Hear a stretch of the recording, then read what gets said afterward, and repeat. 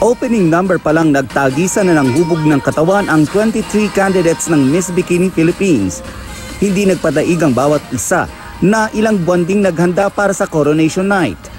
Mas uminit pa ang kompetisyon ng isa-isang lumabas ang candidates suot ang kanilang sexy swimwear.